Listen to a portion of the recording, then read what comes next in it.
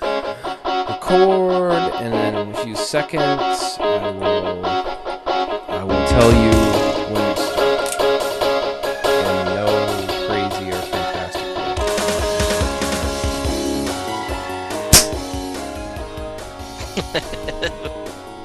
way. Welcome back to the nub.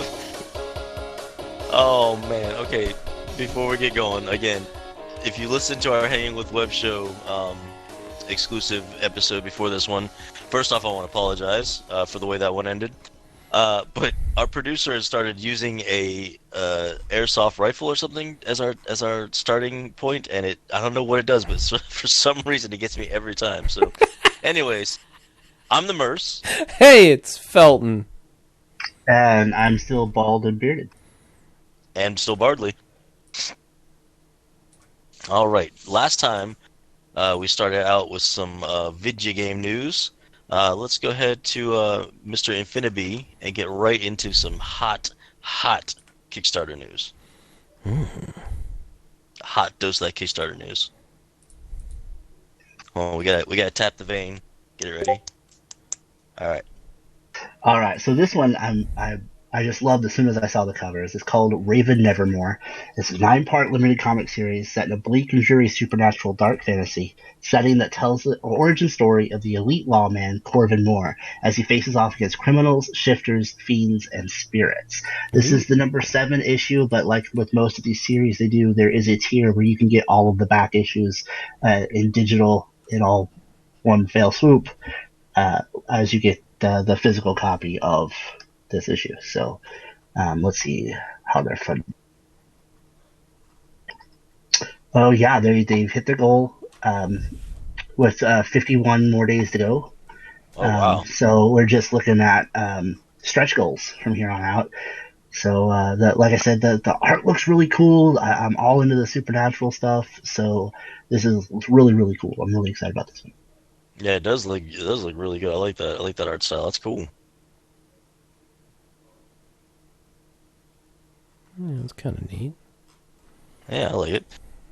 So, I know that that Felton has locked himself in a room during this coronavirus and just straight playing video games to the point where we're worried that he may die a Korean Internet cafe death. Internet cafe death. Yeah. So I'm really concerned about you. How are you passing the time there, Mr. Infinity? Let's see. I mostly video games myself, and the family is getting into video games more and more. And the wife and kids got into a new Minecraft server, and I'm doing World of Warcraft and Overwatch. And if I'm not playing World of Warcraft, I'm coloring. So nice. I myself have actually picked up the newest Animal Crossing game. And that's another one my family's got into, Animal Crossing. Yeah, I'm spending a lot of time on that just because a lot of my spare time is spent trying to make scripts and do rewrites and all kinds of fun stuff because I'm one of those essentials, so I have to spend a lot of time at work, unfortunately. My spare time is spent trying to make deadlines, but sometimes I just need to relax, but I don't want to get into anything that's going to need too much, how can you say it? Then it's not going to require too much of my attention or time to play. So that's why I've been doing the Animal Crossing thing because it's like Sims dumbed down for everybody else. So I don't have to control when my guy pees or all that kind of stuff. But I still get to collect stuff and make my house look pretty.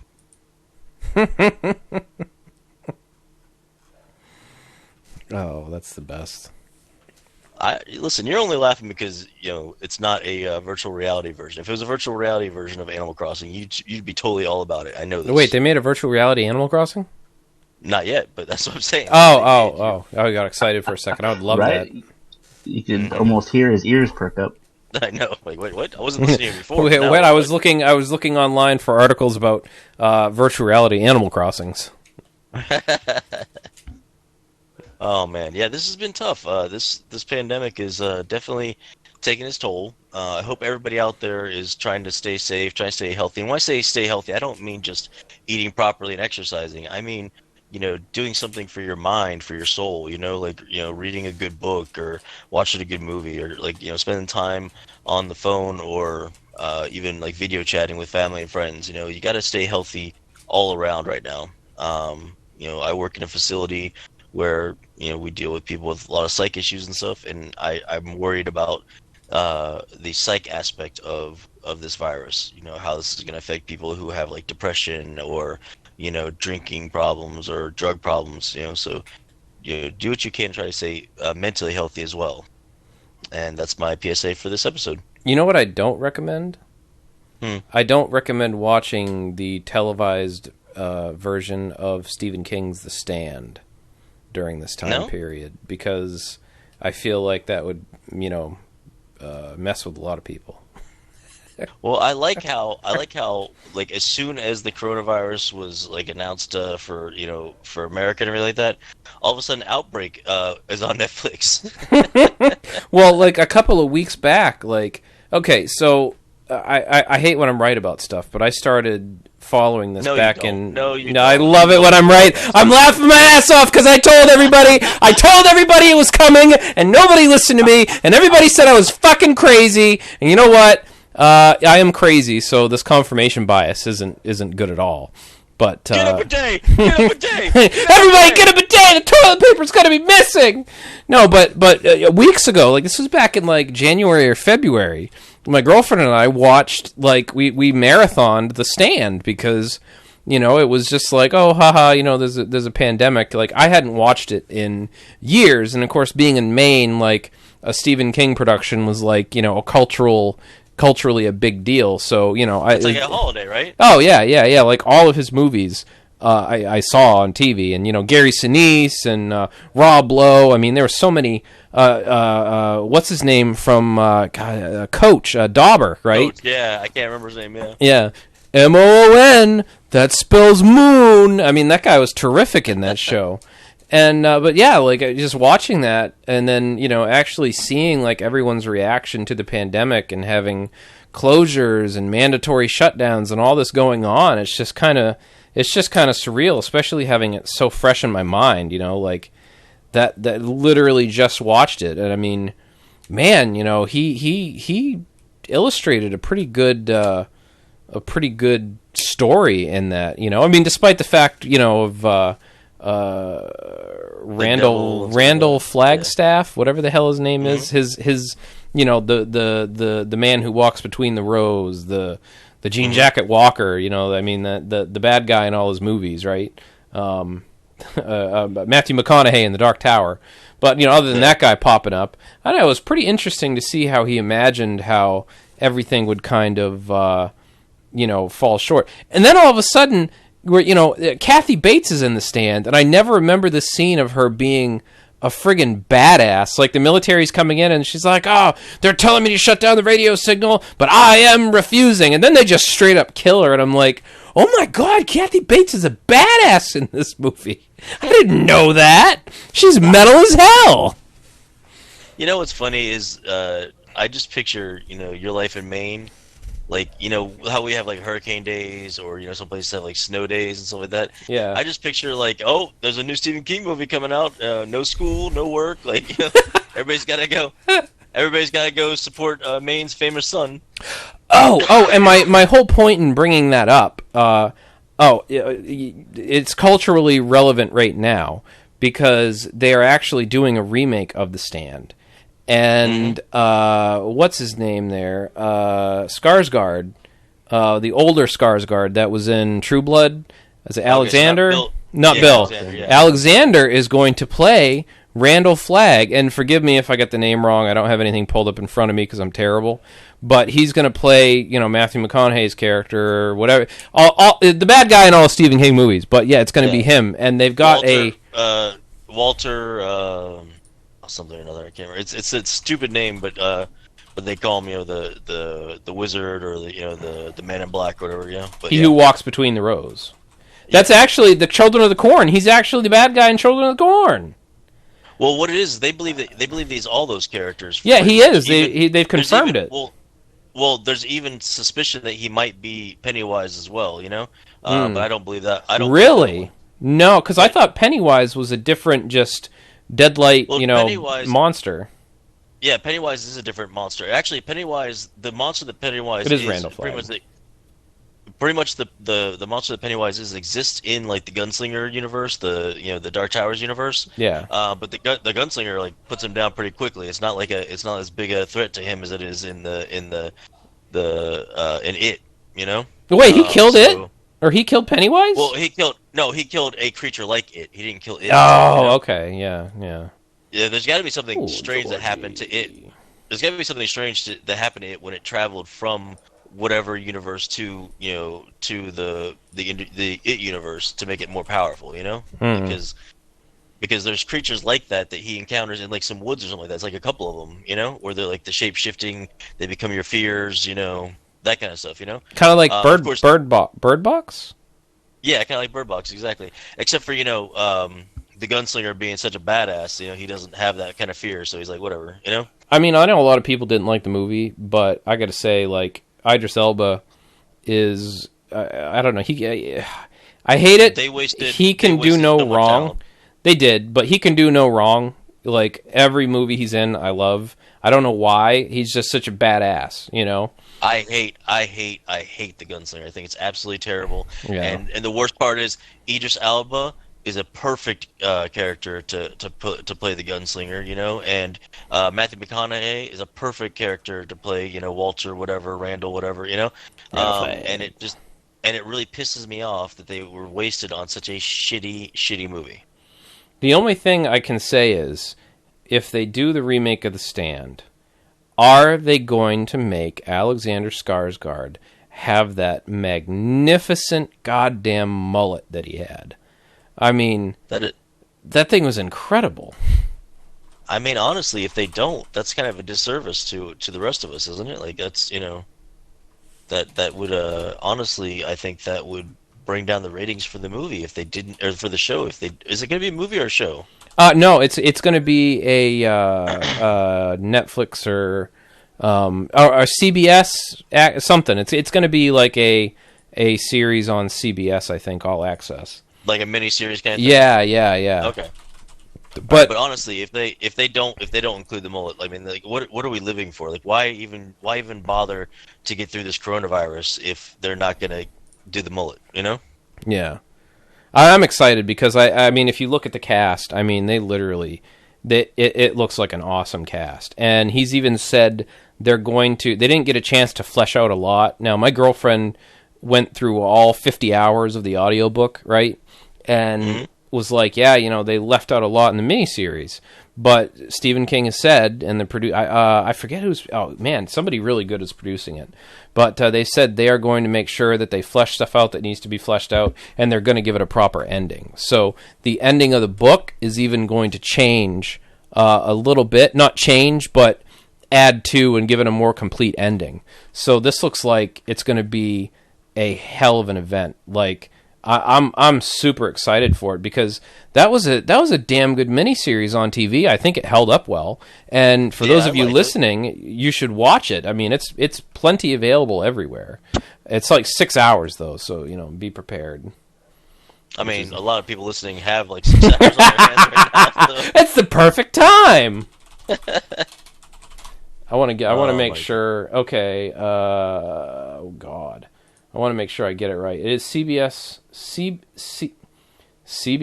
All Access. There we go. If I can talk correctly. Like where they have Picard and Discovery. And yeah. Which I don't care what anybody says. I like Picard. Okay, here we go. That's what it was.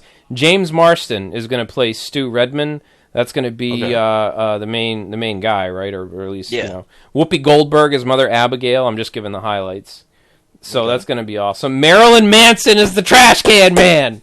Oh, that's going to be... Great. I mean, that's all you need to know. So, man, I'm super excited.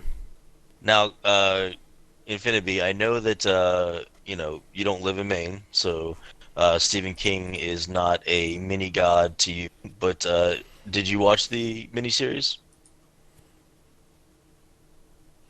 Oh, did we lose Infinity? Oh, you got cut off.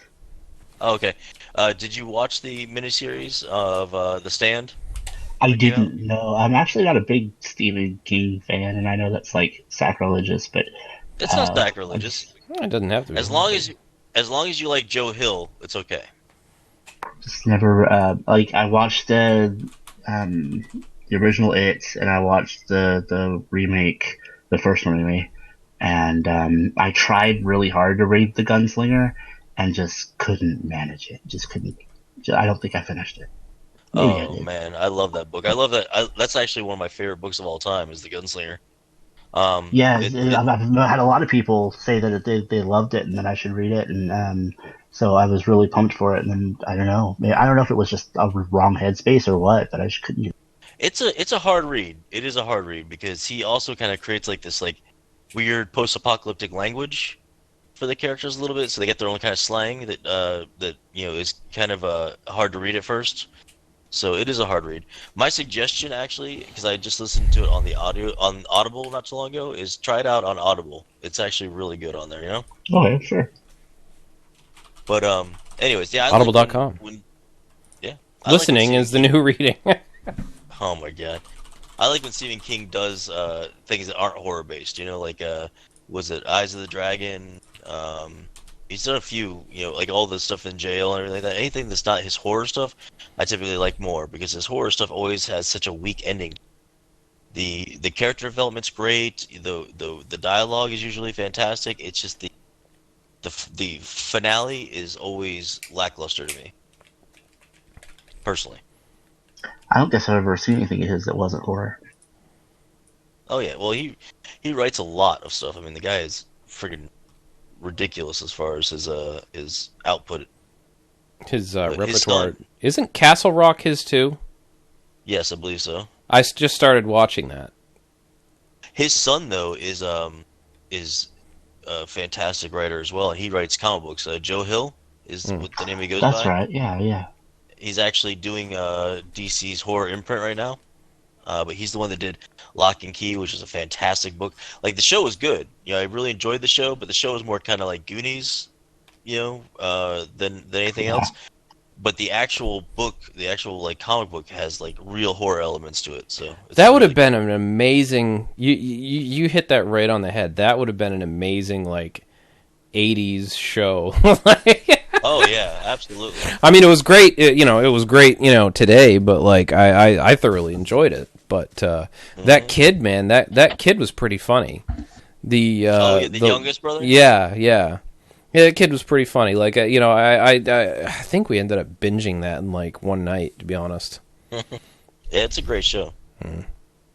But anyways, so Mr. Felton, you are up with some video game news. So there's just been a lot going on. So Stop last breathing in the microphone. is it better? Can you hear me? You're still breathing into the microphone. There we go. Go ahead. So we know Half-Life Alyx, that whole rundown. Resident Evil 3 remake came out. So it has Yeah, how is that? I don't know. Oh. I haven't had time. Obviously work has been crazy because I don't know if you know this about me, but I'm an essential employee. Yeah, me too. So I haven't had a chance to play it yet, but I think this is going to be one I might wait for the price to drop because they said it's even shorter and less content than the Resident Evil 2 remake. So I'm kind of curious as to, what the differences are. But then again, the reviews on Steam, 12,891 reviews, mostly positive. So there might just be a few people who are kind of stickler Mr. Meeseeks, and they're not, they're not willing to be like, oh, it's amazing. So we'll see. I'm gonna give it. I'm gonna probably catch it on a sale because I'll be honest, right now, Half-Life Alyx is taking up a lot of my time. Hunt Showdown, they're due for another update here soon, which is going to add a lot of content, new enemies, and it's going to add fanning. Basically, they call it levering with the lever action rifle, so that's going to be rapid fire with the lever action rifle. So if you're a player of Hunt Showdown, it is definitely worth reinstalling, download, buy it, whatever you got to do. amazing game. But Now, am I just super behind the times, or did Dead by Daylight just drop expansion with Freddy? I don't know, because I'll be honest with you, I have not played that in a while. Basically, I really liked the way the Friday the 13th mechanics were, and then I believe that game got a takedown order because they lost the rights to it or something, and I think it's no longer around, which was kind of silly because I thought they added like a Friday the 13th character in Dead by Daylight, so I don't know. But it may have. I'm checking up on it right now. I don't see any new DLC list. Okay. Well, then that might be something that's coming soon or something. Nightmare on Elm Street.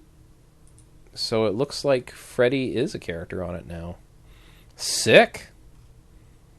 Now, I wonder if you get to do all the cool, goofy stuff that he does, though. Like, stretch your arms out like crazy, or like have your tongue in somebody's ear from a phone or anything like that. Like, ooh, they have like phones all around that you have to make a call on, and he can like creepily lick you. Somehow the mechanics force you to have to use the phone.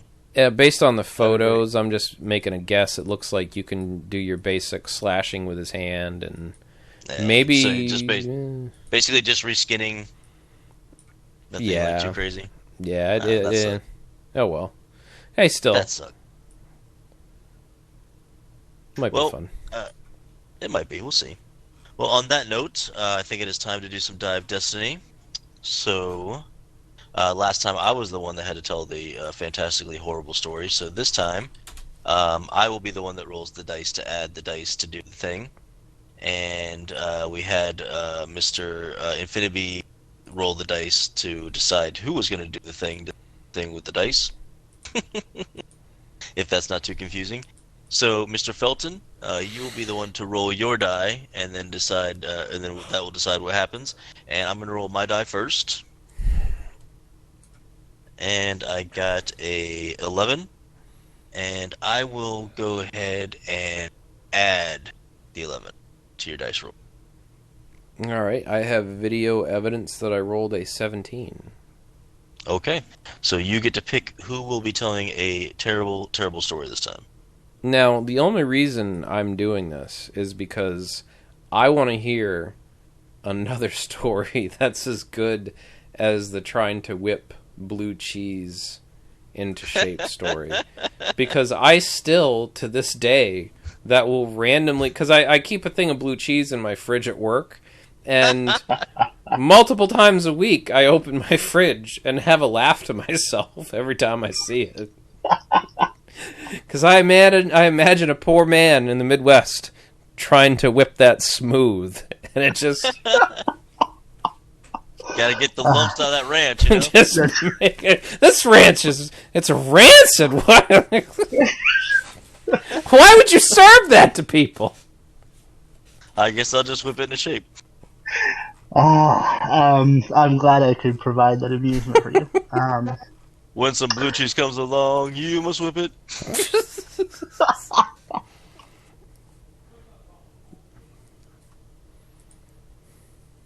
Let me think a second. I had one picked out a while ago, and I don't remember what it was.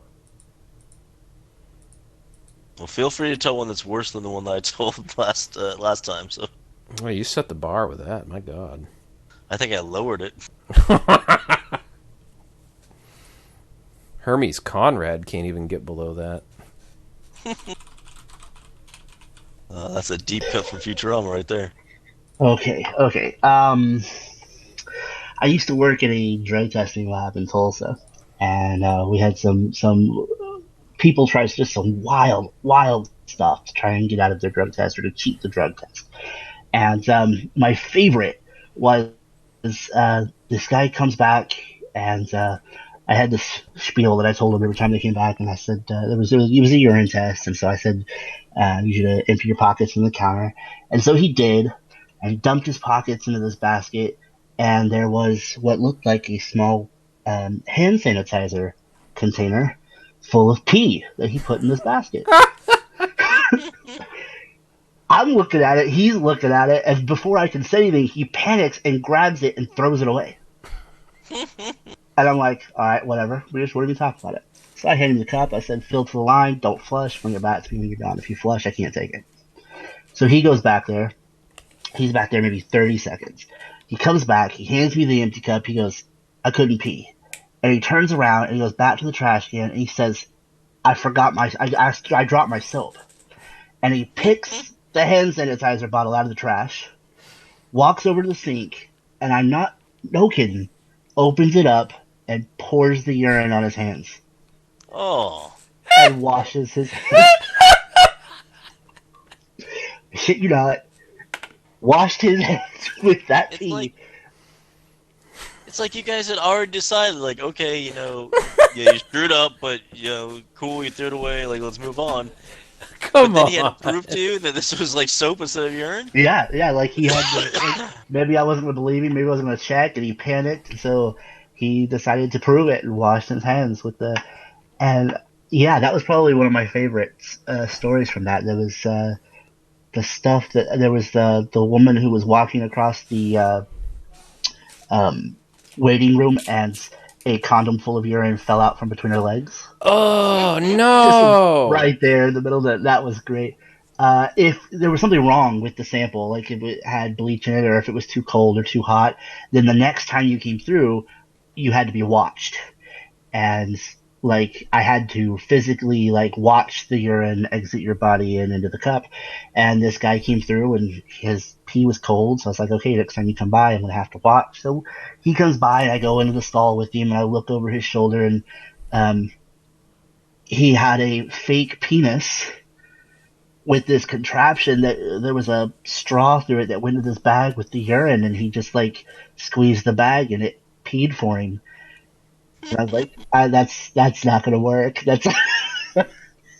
That's fantastic. So wait a minute though, is this something that women can get away with? Can they just like stow a pee condom up there and it's the right temperature? It helps. Yeah, I mean, really? like I said, if we stuck a dipstick in it to make sure it had all the right levels and the right pH, didn't have too much bleach in it, and then I tested it for the temperature. It had to be within a certain temperature range or we couldn't take it.